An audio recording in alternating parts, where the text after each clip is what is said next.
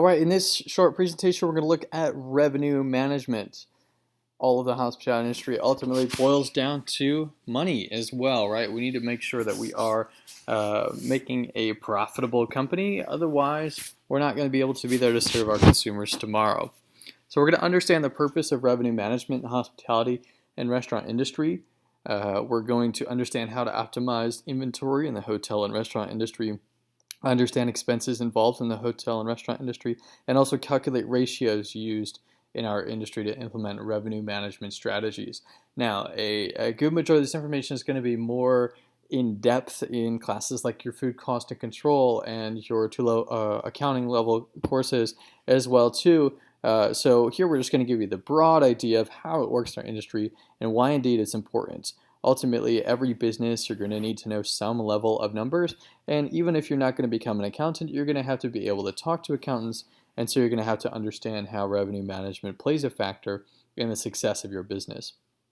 So what is revenue management? Well, revenue management is the practice of controlling and or pricing available inventory with the goal of maximizing expected revenues, so lowering expenses, increasing that revenue to also hopefully increase your profit as well.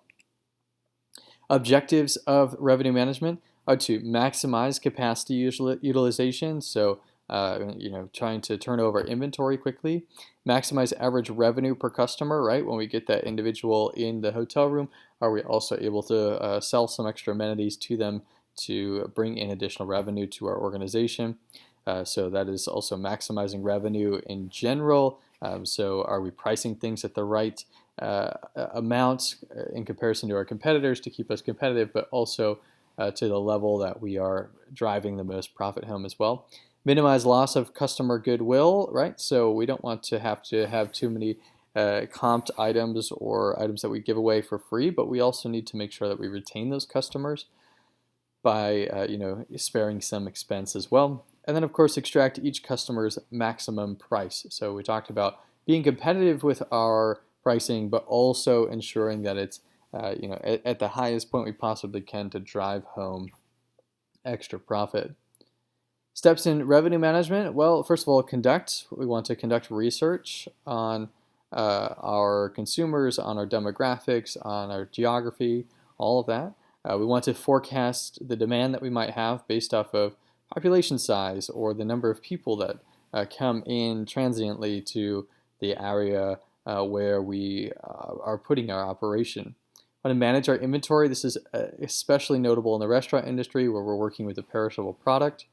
Manage distribution to our consumers and also to evaluate those results. It's important to keep in mind that evaluation step, which is often forgot in small-scale operations because they may not have time or the resources to do it, but ultimately it gives you an idea of just how well you're performing over time.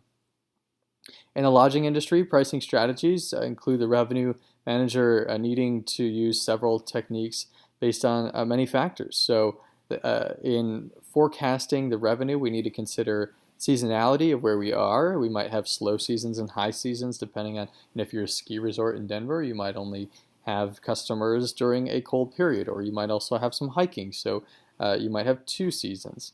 The room types that you have available, hotel amenities, and how often those amenities are used. That's why that review step is very important.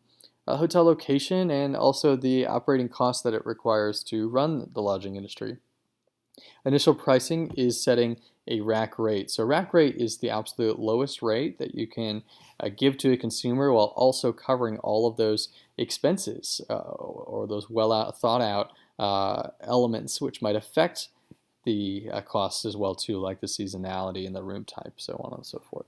So that seasonality I'm going to bring up again just because it is so important, because if you do have a slow season in say the summer but a high season in the winter, well you need to be able to increase your prices in your high season enough that it covers the lack of sales that you have in the slow season as well. So rack rate, again, important terminology, is just the lowest rate that you have possible to make sure that you not just break even, but cover the costs and have a base level of profit as well after considering all those expenses.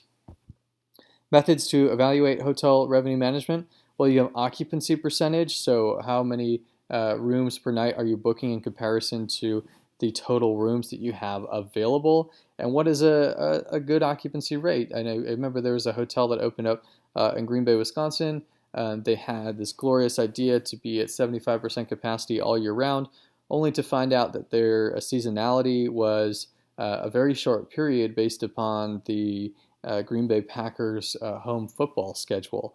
So they may have been 100% or higher in those particular months of the year, but they weren't in the slower other seasons.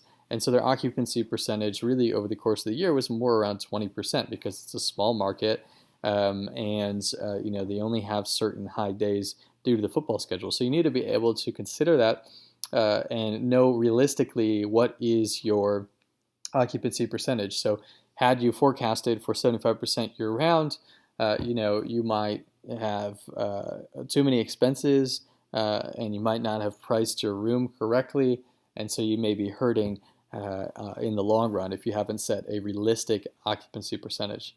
Average daily rate and RevPAR, we'll look at that more when you look at your lodging systems course and your finance courses for that particular industry as well.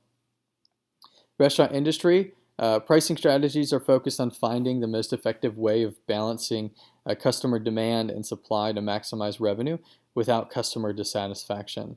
So you must sell the right seats to the right customer. You need to manage the customer's table time so that you can turn over that table, that they're not just sitting there all night long, unless, of course, they are buying some wonderful expensive bottles of wine. And that's a very salient point in the restaurant industry, is that you can have really two models. There's really the turn and burn model, where it's like a fast casual, where you're getting people in and moving them out, right? And so they may have an average time at your table about 30 minutes.